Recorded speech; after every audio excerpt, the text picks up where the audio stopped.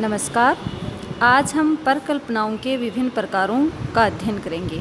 इससे पहले हमने परिकल्पनाओं का अर्थ और परिकल्पनाओं के विभिन्न स्रोतों का अध्ययन हम कर चुके हैं।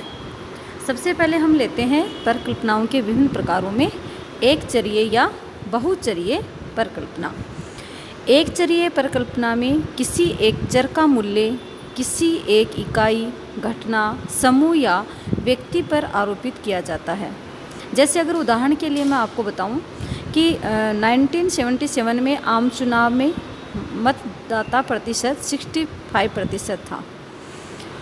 इसमें 65% का मूल्य मतदान के चर पर आरोपित किया गया है। कभी कभी चर का वर्णन नहीं किया जाता, उस समय उसे प्रसंग के अंतर्गत समझ लिया जाता है। ये तो हुआ एक चरीय परिकल्पना। तो कहने का अभिप्राय ये हुआ कि एक चरीय जो परिकल्पना है उसमें सिर्फ एक वेरिएबल और एक वैल्यू किसी भी यूनिट या इकाई या कोई भी घटना या व्यक्ति के संबंध में आरोपित की जाती है, जैसे कि मैंने आपको उदाहरण के द्वारा बताया। इसके पश्चात हम लेते हैं बहुचरीय परिकल्पना। बहुचरीय परिकल्पना का अर्थ ये होता है कि दो या दो से अधिक चरों को जोड़ा जाता है, जैसे एक साथ जोड़ा जाता है। जैसे मान लीजिए राष्ट्रीय स्वास्थ्य राष्ट्रीय संपदा के अनुसार घटता बढ़ता है। अगर हम बात करें राष्ट्रीय स्वास्थ्य की, अगर किसी देश का राष्ट्रीय स्वास्थ्य का आंकलन किया जाए, उसका मापन किया जाए, तो यह उसकी राष्ट्रीय संपदा के अनुसार घटता बढ़ता रहता है। अगर किसी देश की राष्ट्रीय संपत्ति बहुत ही कम है तो वहाँ के लोगों का जो राष्ट्रीय स्वास्थ्य है वो भी कम पाया जाएगा।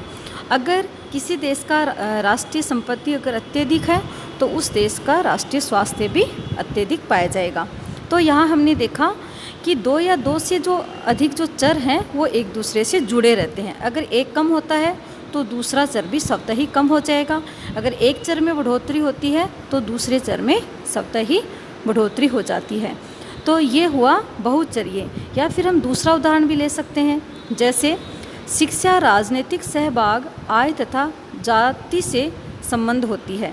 इसमें एक से अधिक चरों का प्रयोग किया जाता है। तो बहुचरीय जो परिकल्पनाएं हैं उसमें दो या दो से अधिक चर उनको काम में एक साथ लिया जा सकता है।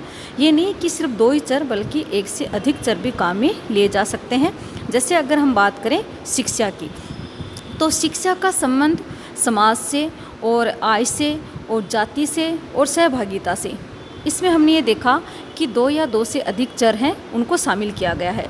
तो हमने ये देखा कि एक चरीय जो परिकल्पना है उसमें सिर्फ एक वेरिएबल, एक वैल्यू को शामिल किया जाता है किसी भी घटना पर, व्यक्ति पर या समूह पर। जबकि जो बहुचरीय जो परिकल्पनाएं होती हैं उनका संबंध दो या दो से अधिक चरों से हो सकता है।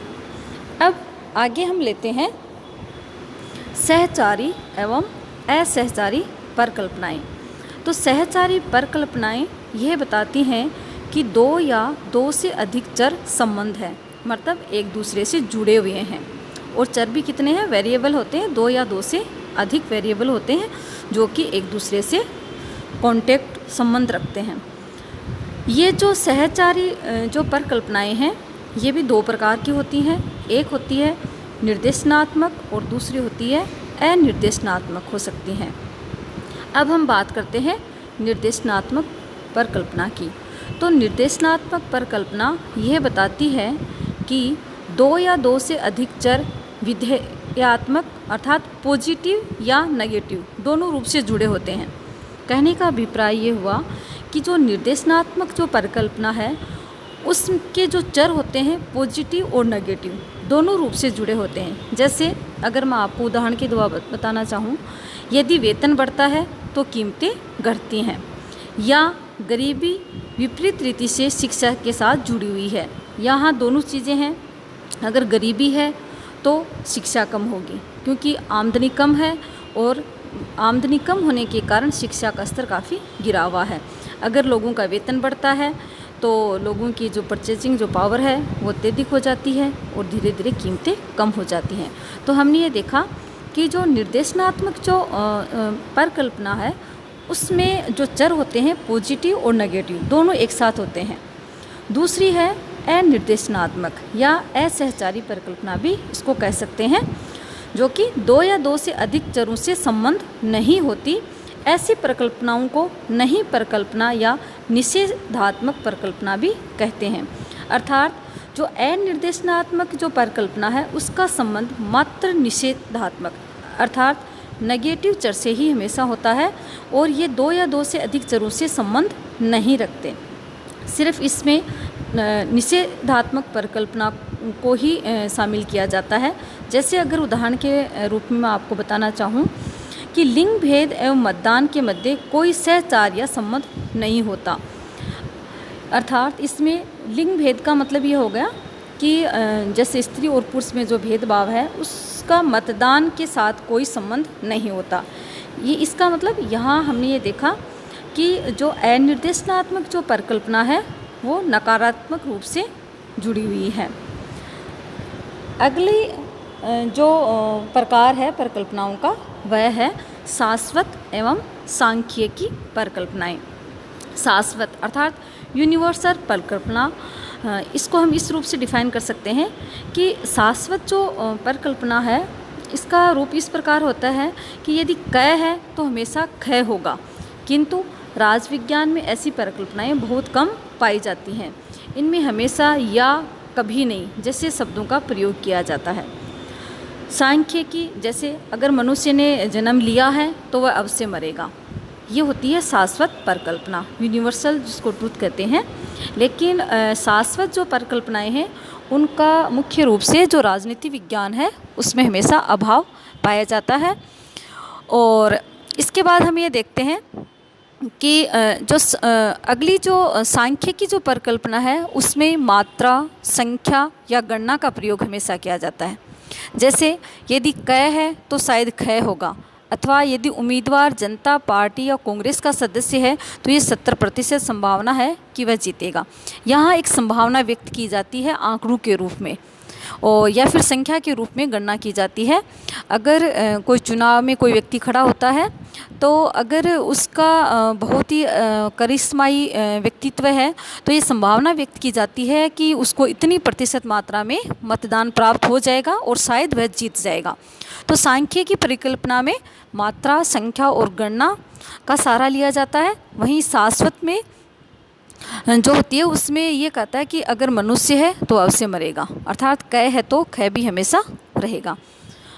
अगली जो परिकल्पना है वह आती है कर्मिक एवं समय परिकल्पनाएं।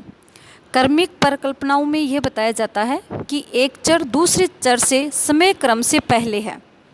क्रम जिसको बोलते हैं कि फलाना क्रम से आगे है और दूसरा जैसे कि क है उसके बाद में ख है का क्रम है, या फिर ख है उससे पहले क का क्रम है। ये होती है कर्मिक परिकल्पनाएं। जैसे अन्य उदाहरण के द्वारा अगर हम समझें, यदि वेतन बढ़ता है बाद में कीमतें भी बढ़ जाती हैं क्रम से। इसके बाद में हम बात करते हैं एक समयी परिकल्पनाओं की, जिसको ग्रोस सेक्शनल बोलते हैं। और एक समय परिकल्पना ये बताती हैं कि एक ही सदस्य में चर गठित हुए हैं, लेकिन वे कर्मिक परिकल्पनाओं के तरह कारणात्मक का संकेत नहीं देती। यहाँ हमने ये देखा कि जहाँ कर्मिक परिकल्पनाएं हैं वो कारण बताती हैं कि क के बाद में ख आएगा या ख से पहले क आएगा, या फिर अगर वेतन बढ़ता है तो कीमतें भी बढ़ती हैं, वो कारण बताती हैं इसके पीछे। जबकि एक समय परिकल्पनाएं हैं वो कर्मिक जो परिकल्पनाएं हैं उनकी भांति कोई कारण का संकेत नहीं देती। जैसे अगर हम उदाहरण की बात करें कि जितना अधिक अलगाव होगा उतना ही राजनीति में सहभाव होगा, ये समय क्रम या कारणात्मक को नहीं बताता। यंग है, उन्होंने भी जो परिकल्पनाएं हैं उनके अन्य भी प्रकार बताए हैं और उन्होंने मुख्य रूप से इनको 3 भागों में विभक्त किया है। आनुभाविक एकरूपता या सामान्य जानकारी से संबंधित, दूसरी है जटिल और तीसरी है विश्लेषणात्मक। तो हमने ये देखा कि जो परिकल्पनाएं हैं उनके प्रकार को हमने देखा, जिसमें हम एक चरीय या बहुचरीय, सहचारी या असहचारी, शाश्वत एवं सांख्यिकी परिकल्पना, कर्मिक एवं एक समय परिकल्पनाएं हैं, इनके बारे में हमने अध्ययन किया। धन्यवाद।